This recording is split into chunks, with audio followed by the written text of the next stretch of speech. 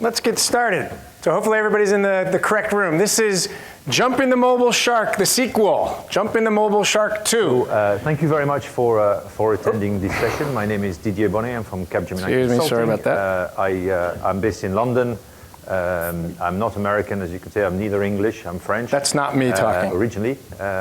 So I'm delighted to be here, and I'm going to talk to you about digital transformation, and I'll explain what the hell that is in a minute. So we're going to have the session is, I'm going to try to do about half an hour, 35 minutes. There we go. Sorry about that, folks.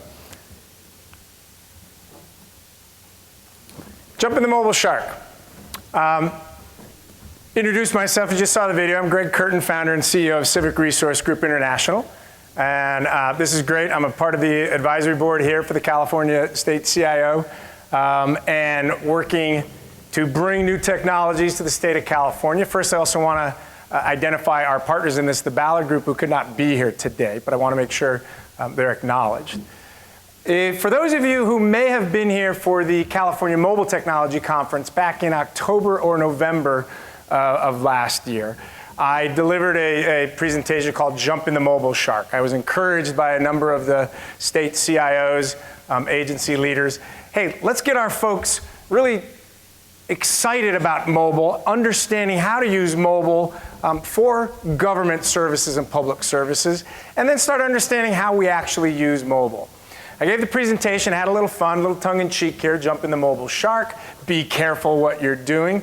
And I was asked to come back for this conference and provide the sequel, give an update, and actually dig down a little bit more into what's happening in mobile. And so the real theme is mobile everything in the public sector. And I really want you to kind of take that to heart. Think of exactly what you are doing in your job, in your agency, across the board, California, state, local, and even international. And think about how we can use mobile. For those of you that were in the keynote, PK Agarwal, good friend, did a great job of laying out the big picture of what's happening. And I think at the end, he sort of said he gave those mega trends, and then that idea of you got to jump in, you got to take risks, you got to do that.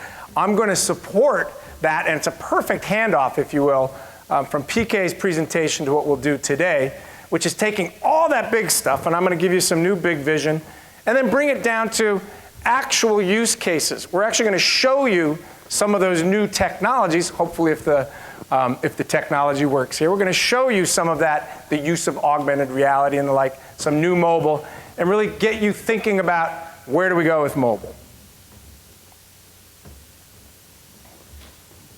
With that, so far,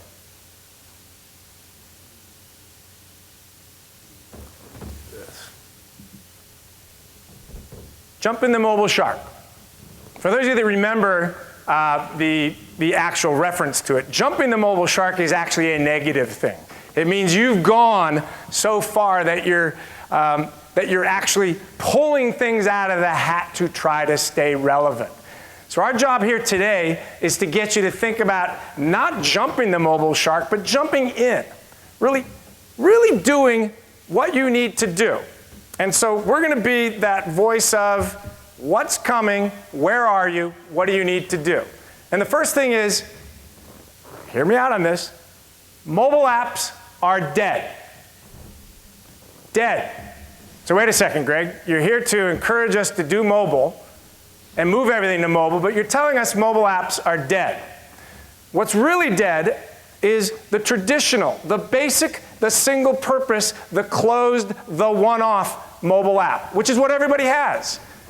They're costly, they're hard to maintain, and actually we'll need to update this.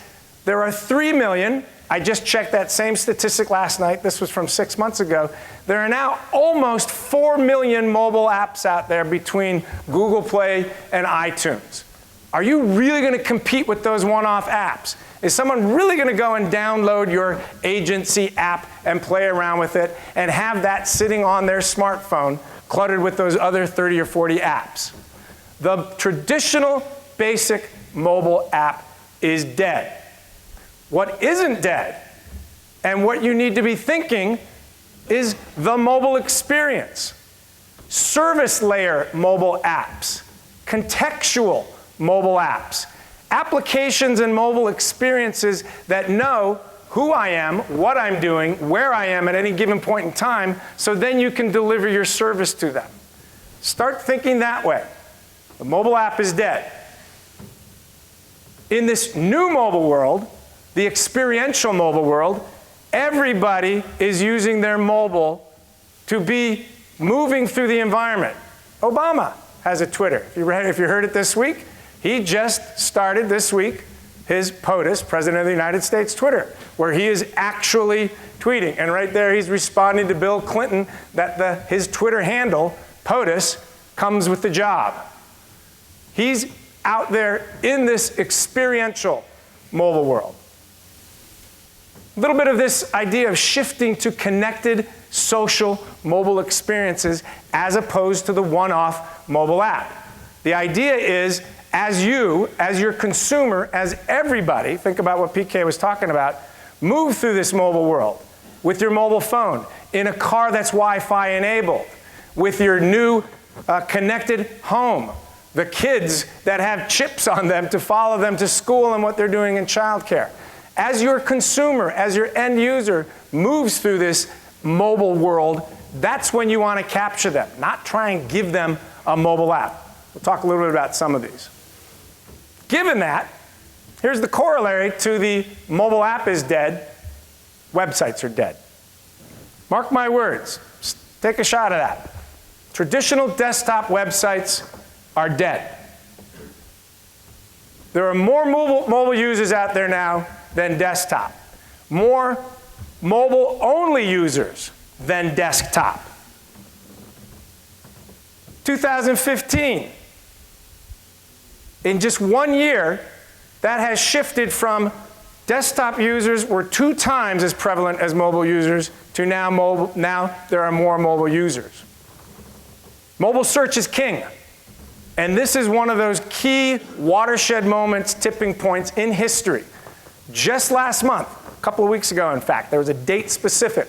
Google came out and said, on this date, for the first time in history, there were more mobile Google searches than desktop searches. It will never go backwards. Never. Going forward, it is all mobile.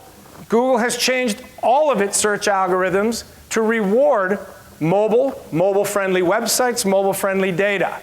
The world has changed significantly.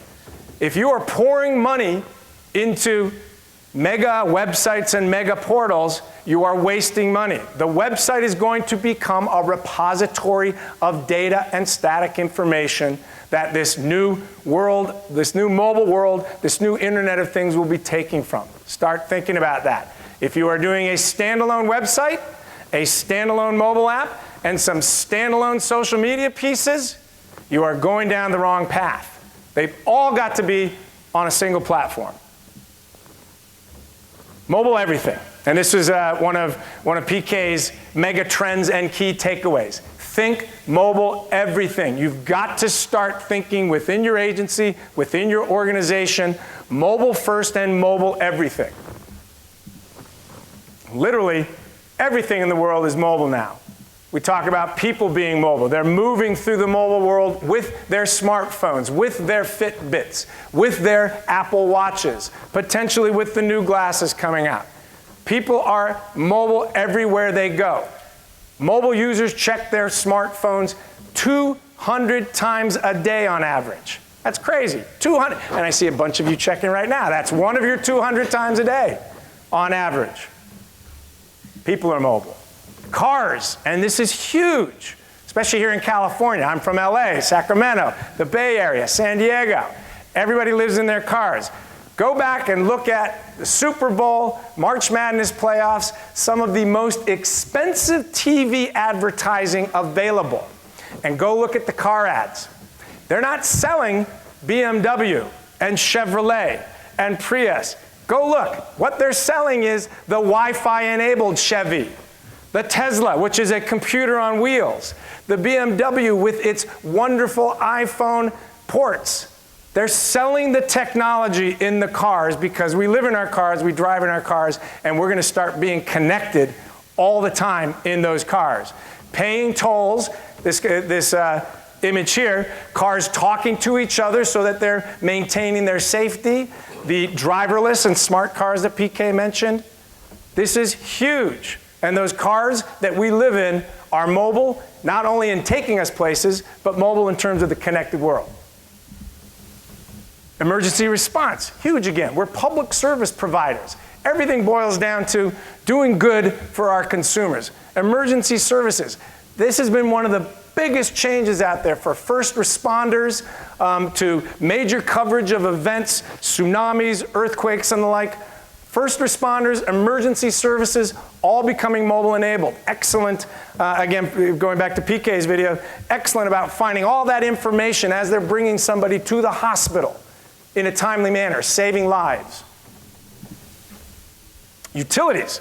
We do a lot of work in water, energy, state of California, drought, energy, resource management. Utilities are now becoming mobile in the sense that every bit of data, everything about the flow of energy, the flow of water, the management of energy, gas, oil, data enabled, manageable across a region, across a state, into your homes, into a car, into your glass of drinking water. All mobile enabled. Field workers, and this brings it right back home to us as public servants. Many of your agencies, your folks are out there gathering data, checking customers, collecting information. Mobile enabling those field workers, we're going to have a couple of very good case studies on this, saves time, effort, and engages your customers. Businesses. Silicon Valley. BK mentioned Silicon Valley. We're in Silicon Valley, we're in Silicon Beach down in LA. The money is flowing into GovTech, believe it or not, for the first time ever. Inc. magazine back in December had in their 2015 issue, they do their hottest companies ever, hottest companies for the year, or hottest industries for the year. Guess what? Public tech, GovTech. Who would have thought? We're sexy, folks. We're hot. We're interesting. Go find that volume of the magazine, and we're right in there with legalized pot. So we are really sexy and hot right now. Let's take advantage of that time, right? The businesses, as PK was mentioning, as we're talking about, they're investing. Silicon Valley is investing in GovTech as a huge boost to the economy. This is across the globe. We work across the globe. The money is going in because they realize it's here to stay. These huge tectonic shifts to mobile, to the cloud, to big data. They're not going away. They're going to be here, and it will change our industry, government, public sector services, more so than any other industry out there once we get going, right? It is a perfect time. It is a really exciting time for all of us in this. If you grab it, if you take that risk, if you jump right in with the sharks. And even sharks are mobile enabled. This is actually a shark research project to track sharks, how they migrate in the Pacific Ocean. Everything is mobile. And then there's this. What would? Oh, you're kidding. No. Okay, so we might have to do a little. Don't turn off your PC. That's good news. Let's see what it's going to give us here. As we're going, when we were setting this up, and we were getting it, anytime you use technology, and we're actually doing not really sophisticated technology, it harks back to, and in fact, Windows. It was Bill Gates at one of the big Windows openings, came up there and says, our technology never goes down. And of course, what did it do? It went down. It went down. So let's see what this is going to give us here. It's not, I'm locked. It's going to go on for about an hour. Okay. Technical glitch. I don't know if anybody can help out up here. Otherwise, I will just continue talking. And we actually have a demo which will work through this. So where we were going to go with this was I was going to bring up and go right into consumer technologies, which often drive what we do and what the expectations are for consumers. And if any of you have heard about these, and again, the idea here, get away from the mobile app, that one-off, that expensive, sometimes really cool and nice looking app that only does one thing. And we're talking about creating a mobile experience around you. So recently there have been a number of very interesting consumer technologies. One of them is Meerkat, one of them is Periscope, and one of them is Snapchat Stories. And I wanted to bring them up and show them to you because as consumers go, so go our public services and how we engage with those consumers. So if any of you have seen it, in Periscope, you actually are experiencing the mobile experience of your Twitter follower or whoever you are with. It is real-time video, so as I'm out there and I've got my Twitter open and I've got my Periscope open, then I am actually connecting with my followers, or maybe just a few followers, as I'm moving through the mobile world, as I'm doing things. And so if you've seen Twitter, where you're connecting, you're constantly texting, now I'm seeing that. And the examples we brought up were emergency services. We've all seen how Twitter has impacted events happening in real time. Now imagine we're there, and we've got the Twitter, and we've got the real-time video, and I'm sharing the real-time video with that person on the street. No. I've got the blue bar of death and the shake of death. Not only is the mobile app dead, not only is the traditional website dead, but evidently this computer is dead right now. So we'll keep moving, and that'll actually give us time to do some more of the demo. So in that, imagine you're in that emergency situation, and now I'm there living it with that person on the street.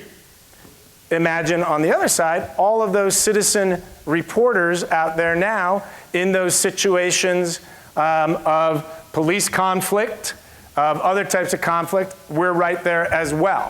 One of the examples we had up actually was about a gas leak happening on a college campus. And think about that, college students all with Twitter out doing it right away, people clearing, moving off the campus because of a gas leak. That mobile visual experience is where we're all going, okay? Snapchat Stories. I don't know if any of you use Snapchat at all. Snapchat, the ephemeral 6 to 10 second text, photo, video. It goes out, you connect, you laugh, and it goes away. Well, Snapchat came out with their Snapchat Stories, which are stitching together real-time videos in a meaningful manner around themes or around place.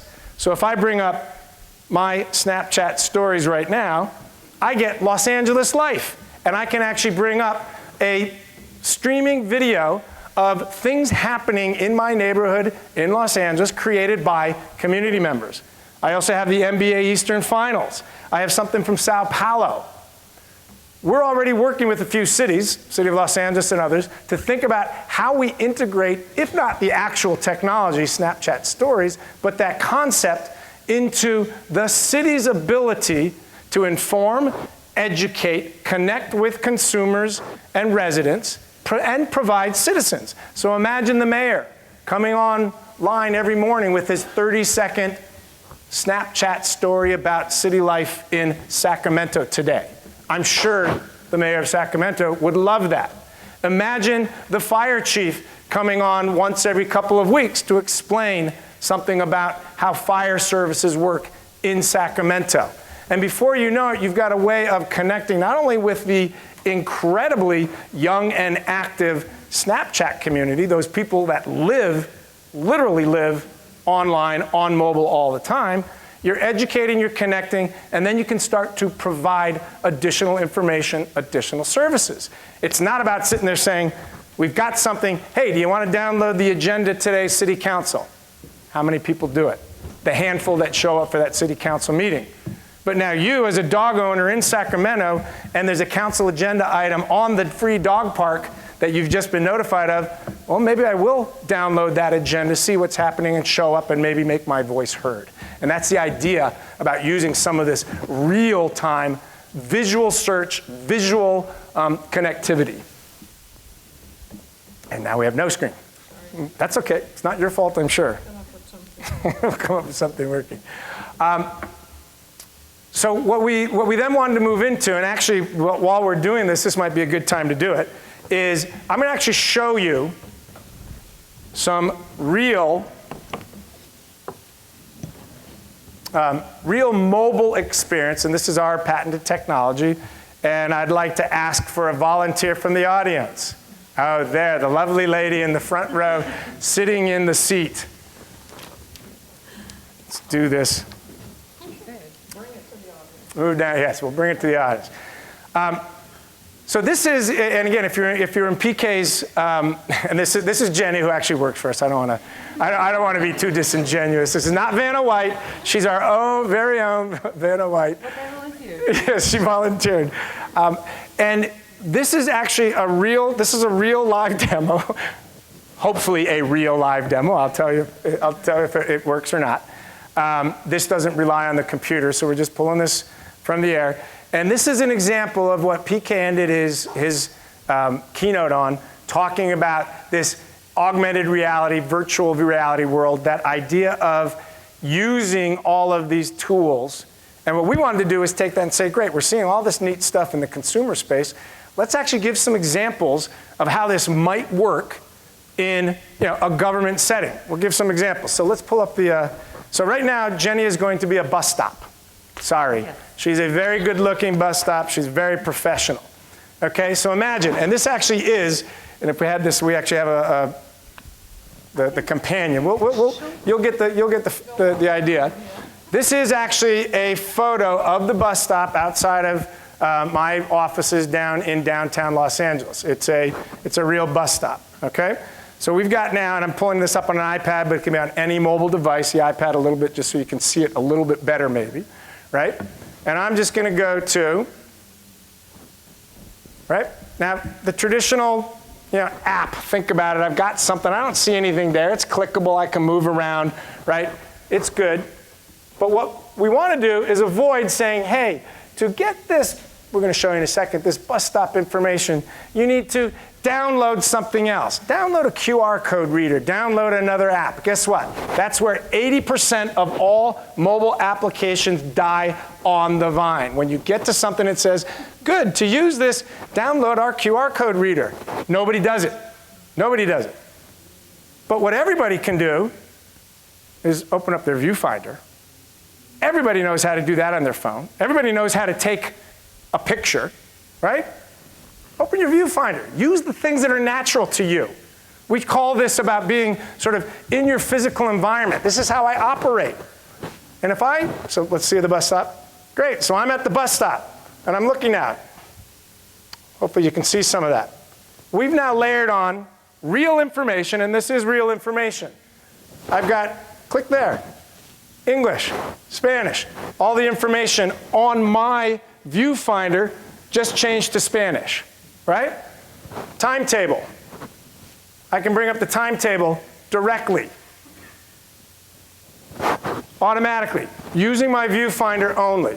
Cancel. I want more information about this line. It's going to be here in 3 minutes. All real-time information. Those data hooks that you, the government entities, have. The transit agency has all that info.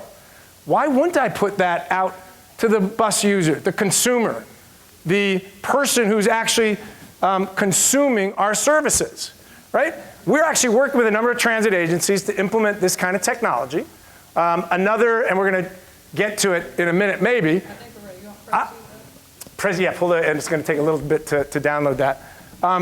Once you start thinking about this, now put your hat on. Let's say you all just applied for the job to work for that transit agency, the city planning, whatever. Now think about it. If I can do that with the actual bus information that we know and have information on, why can't I also then say, oh wow, I pulled up that bus schedule, darn, I missed the last one, the next one's 20 minutes away. Gosh darn it, I'm gonna sit here and wait? Why not go get a cup of coffee at the Starbucks around the corner or the coffee shop around the corner that's offering specials for anybody who is waiting for a bus, right? Why not? Now that's information that you as the agency don't have, but it's there and we can get it, right? Why not, and this is where it really gets compelling, and we're working with LA Metro on some of these, with some Southern Florida transit agencies, why not now turn that bus user, that rider, into one of our advocates? Why not have that person be able to also say, hey, you know what? Let me take a picture, the bus bench is broken, right? And get it back to us.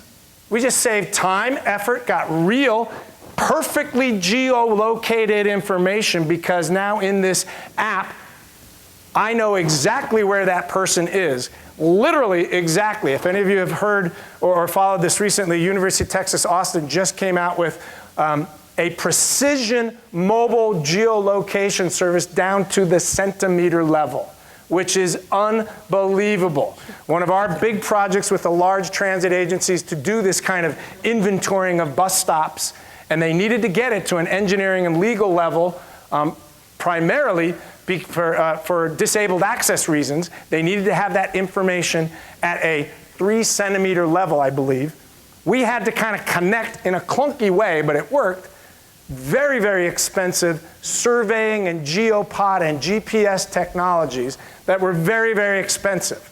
With this new mobile, centimeter-based, mobile-based technology, all in one place, all in one shot, I've got it down, and at a very, very low cost.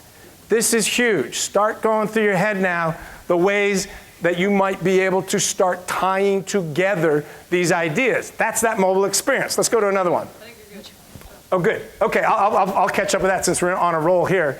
So now, thank you very, what's your name? Val. Thank you, Val. Round of applause for Val. When IT makes the save, they're heroes, right? Always good. Thank you, Val. So now, Genia is going to be a tree. Okay, so again, a lovely tree. So I don't know if those of you that live here know it, but Sacramento, one of your taglines is the city of trees, right? Great, I love it. So we thought, let's bring it really home and do something that makes sense to folks that live in Sacramento, okay? So, all we need is a leaf. So imagine again, I can't quite do it, but imagine we're just across at the Capitol Mall and we're looking at a tree, and I'm just gonna, again, no downloading anything, no QR codes, no nothing. Just, hey, use your phone, use your iPad, just use it. Open up your viewfinder. Learn about this tree. And this is the exact tree. I just got all sorts of information about this tree. Again, think of the city arborist, the Parks and Rec department, facility managers who have this information. Down in LA a few years ago, Mayor Villaraigosa, when he came in, did the Million Tree campaign. If we had had this, we actually did a really neat mobile technology program for him, but if we had this technology, every one of those trees, I'm not actually sure if he ever made the million before he left office, every one of them would have been known exactly where it is, what kind of tree, when it was planted, what it cost, what makeup it is, the surrounding environment, right? So here we are, we got all this information. And you can add any information you want, right? So again, if we're looking at it from the perspective of the city worker, what do I need to maintain the trees? What do I need to maintain the park? How do I think about prioritizing the tree cutting across this city of trees so it makes sense, saves money, and actually beautifies the city so our mayor and people can go out there and sell the city further? Now why not put that out? We've got that info, right? We've got the technology, we've got the application. Why not turn it around and put it out to our consumers? Those droves of kids that come up in buses and planes. When I flew up here yesterday, half the plane was full of school kids every time I come up here. And they all do a walk through the Capitol Mall. Well, why not have them understand what the flora and fauna of Sacramento is and lead that to other information, right? And so let's keep going here. Keep trees so you're swaying in the wind. And now, turn around. Nope, this way. So I can see it. I need to see it. Oh, you need to see it. Remember, I have to aim at the tree. Now, all I did there was I said experience in 360. And this is actually very, and I love cool technology, but you got to put your head on. We're actually there. That's teleport. I'm moving around. You can actually see it's moving with me. Now this actually, we did this down in LA. I believe this is Runyon Canyon or one of those parks down there, if I move around a little bit, right? So now, think about, put your hat on as that field worker out there. I actually can see and have information on the trail, the bench that's at the trailhead sign, the garbage can, everything about it. And in addition to that, all the flora and fauna that's under my purview to take care of. So now imagine how you can start doing that. We've done this in other settings. Travel and hospitality. You're in a hotel room. That teleportation, you can order your wine. So the consumer side, I can use this to register by my camping, my campground place at the park site, right? On the enterprise site, the field worker, maintaining from anywhere they are, in the car, in the truck, back at headquarters.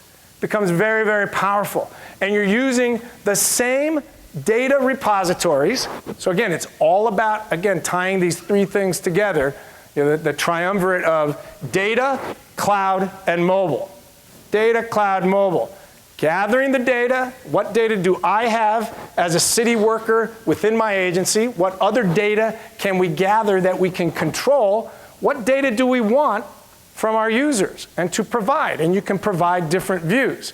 So again, think of your consumers out there on the trails, out in your parks.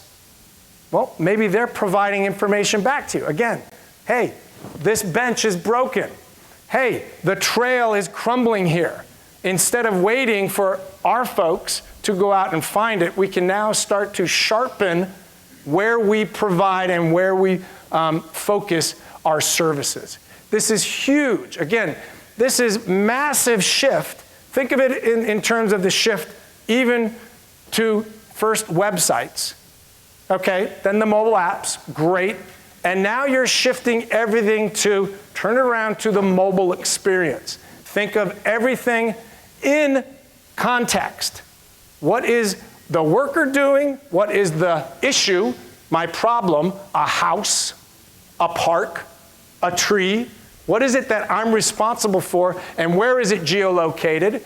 And most importantly, how am I engaging the public and my clients in these services? This is really, really big stuff. And now let's see if I can get through to the, oh, I lost it again. There we go. And I'm going to go through real fast before we lose it. Catch up a little bit.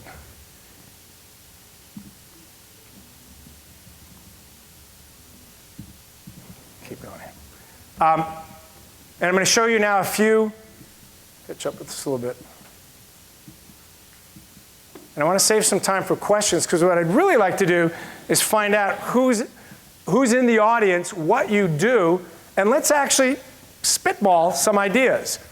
We got about 10 minutes left, so that's actually good. We've got loads of, there's the Periscope, the Snapchat stories.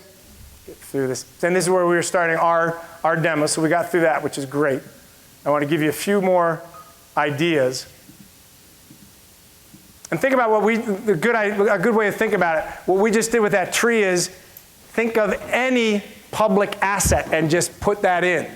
You know, tree, utility pole, fire hydrant, curb cut, whatever it is. Okay. I do want to sort of do this, because I promised that we weren't just going to go and say, cool, go do anything all the time. Oh yeah, we're public servants, we're public agencies, this is public data, we have to do things right. So back to our shark analogy. Is it safe out there? Well, as anybody will tell you, nothing is safe anymore anywhere, right? Hackers, certainly in the internet world, are going to get access to whatever they want access to if they're willing to put in the time, effort, and money to get it. But what I do want to put out is that because, and think again Silicon Valley, think again the world, guess where the majority of research funding is right now in security? It is to make the online economy globally safe, and secure. So to the extent mobile needs security, and the new mobile world even needs more and different thinking about security, it's being done. So if we think about some of the really interesting things done in the security world, and this is, now you're in that mobile world. You're not sitting at a desktop. So how do I manage that person, that authentication? So there's a lot of work really being done in ID management and authentication, specifically around cloud, web, and mobile, as opposed to old line security moving to this new world, doing it from within that world. So you got multi-factor authentication, right? You've all seen that probably pushed in the financial services. I want to do something, it says, who are you? And then I also get a text. So it knows 2 different ways, or maybe 3 different ways, who I am. All of the new phones are coming out with sensors of all sorts so that you can do biometrics, everything from fingerprints to eye scans to voice. Some of those other sensors that really play in this Internet of Things. Heart rate, accelerometer, the gyroscope, compass, and there will be more. My last version of Galaxy has about a dozen different sensors built in. The next one will probably have 2 dozen and more coming. So a lot being done in this, and I love this one because I just downloaded an app the other day that allows me, if I want to turn it on, when I'm using my social media, Twitter, Facebook, or whatever, and I turn on a privacy setting on this new app, if somebody's looking over my shoulder, it takes a picture of that person and feeds it up to me. I mean, it's neat, but think about it. That's a security issue. If I leave my phone and someone starts working on it and checking my stuff, it snaps a photo and sends it to me. So there's all sorts of really innovative new work doing in the security world. Mobile architecture, I'm not sure how deep tech folks we have here or not, but the mobile architecture within your agency, think about moving again away from we're securing the website, we're securing our iPhone app, we're securing this app, to we're securing our architecture. And we want to be moving from those security silos to security layers. I'm securing data across the enterprise. I'm securing applications and including mobile platform across the enterprise, regardless of what device. Because boy, if you are sitting there thinking, I'm going to secure device specific, guess what?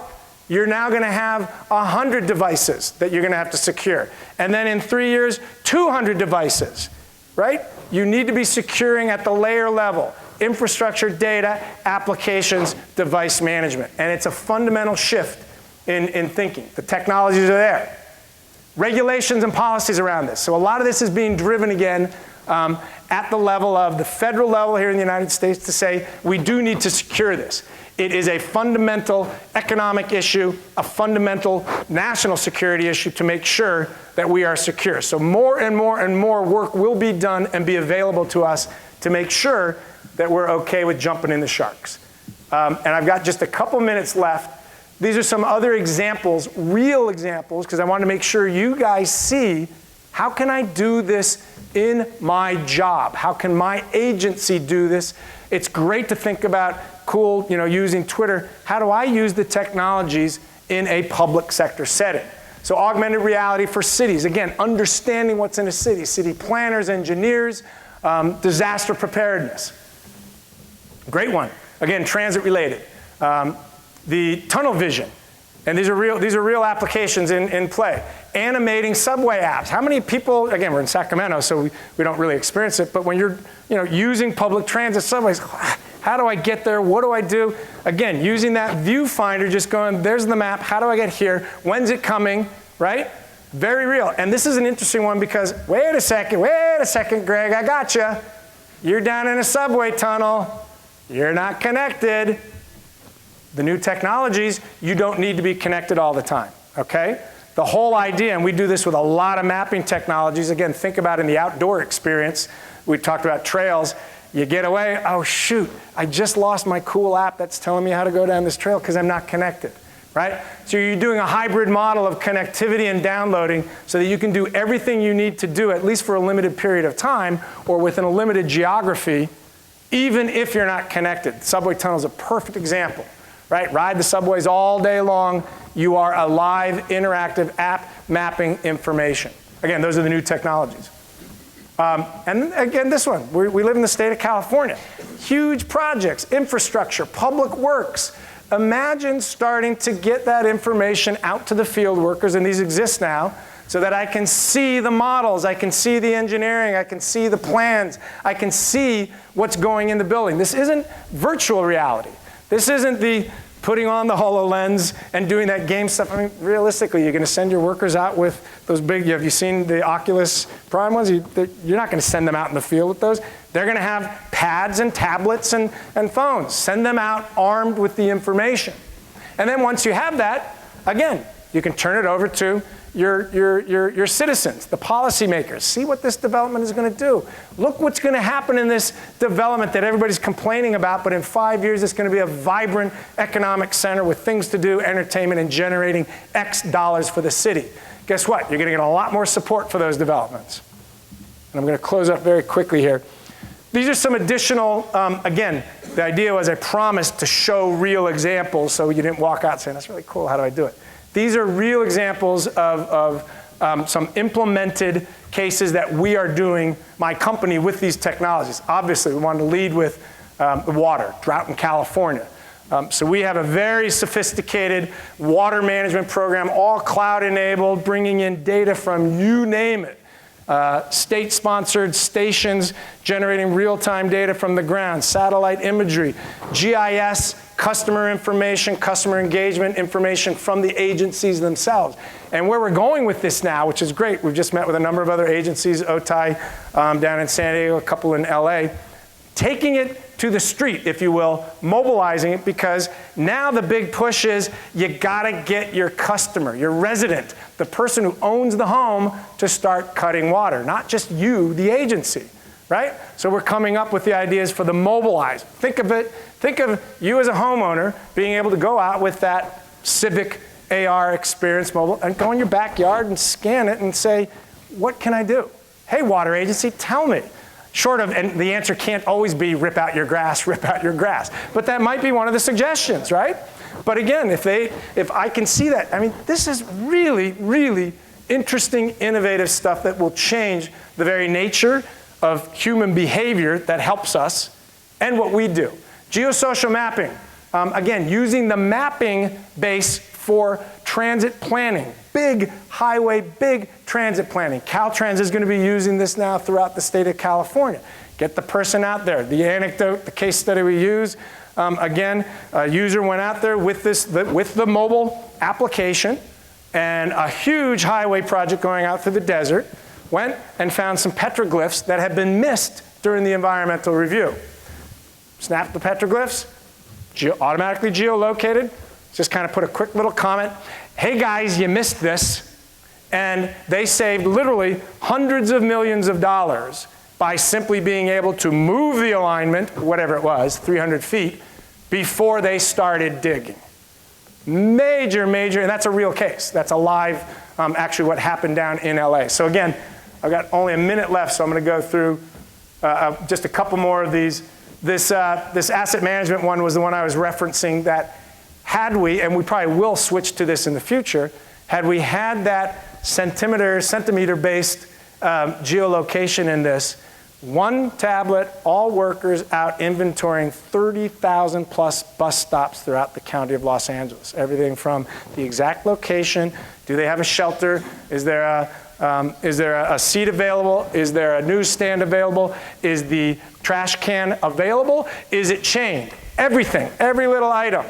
All mobilized, saving them tens of millions of dollars, and the added benefit, which actually was the driver, it's doing automated accessibility calculations, so it will prioritize, red flag those that are just from using the mobile app, are red flagged as you need to go check these because you could get sued. Cracked thing, it'll actually do the, it's 32 inches instead of 34 inches, therefore a wheelchair can't get through it. Red flag goes up, back to the users. Very, very real, very, very powerful stuff. And with that, even with the glitches, I thank you. I apologize for the glitch. This is my contact information. I'll take a few questions. We're going to have to start clearing the room. I want to make sure And anybody, Jenia, and thank you, Jenia, wasn't she a lovely tree and a lovely bus stop sign? We should all beautify our cities that way. And we can do, person, we show you more of the demos. We got iPads and phones. I got a question back there.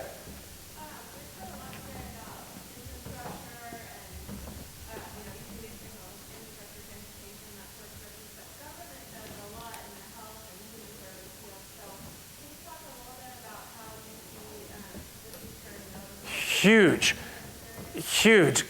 Great question. And actually, to make it real, I'll bring it back to a project we're working on. So we're working with actually the fastest growing healthcare maintenance organization in Southern California. And basically, they almost just sort of asked that question and said, all right, we're putting our hands up. We are moving so fast, and we've got pressure all around us. We need to get into the digital world. We're not even sure where to start. Do everything. Help us into this world. And so they're literally looking at the entire enterprise from patient records on this end being the most sensitive, right, kind of data, to on this end is, geez, how do we let people know, get new members, and tell them where they can go to get taken care of? And so we're doing it, think about it this way. We're identifying all of those data points and starting to, you heard at the end of PK, it was a great idea, a data management plan, a big data plan, strategically going through and itemizing, identifying all the various data sources, and then all the various touch points, customer, doctor, hospital, and the things that the generally healthcare wouldn't have thought about before. Oh, wait a second, we're dealing with some underserved populations, so we need to kind of think about how we tie in with public transit around here too, because that's how they get around, right? All those data points, all those touch points across what they're doing as the enterprise, bringing it into kind of a digital planning effort, and now targeting and starting, working with their CIO, their director of communications, the CEO, and everything they do programmatically. How do we start strategically moving you into this new mobile and digital world, as opposed to, and literally, they were doing this literally last year, as opposed to putting out an RFP for we want a member services iPhone app. And on the back end, we actually want to do an open data piece for this application. They're doing it strategically and really a roadmap, kind of like a 3 to 5 year roadmap. And they're also able to take that back and report on how they're meeting some of the new regulatory requirements about customer satisfaction. That's a big one in healthcare that comes down with all the new healthcare acts and the like. And they're able to sort of measure, come up with those analytics. So, I would encourage you again, the infrastructure is going to be there, right? You guys don't want to, nobody should be owning infrastructure. Nobody should be owning software going forward, right? Move to the cloud, get rid of it. What you want to own is that value. You want to own how we're delivering services, how we're managing, how we're meeting in the healthcare world, how we are compliant with all of these unbelievable regulations and monitors looking over our shoulder. And you do that strategically by thinking about data and your various touch points along that line, and how you create a platform, a strategic approach to meeting that. And it is a huge shift. And I'm getting the wave in the back. And we can talk more, because we're working with some of those, and we're actually going to be talking with even Covered California and some of them about doing some of this stuff on a big level.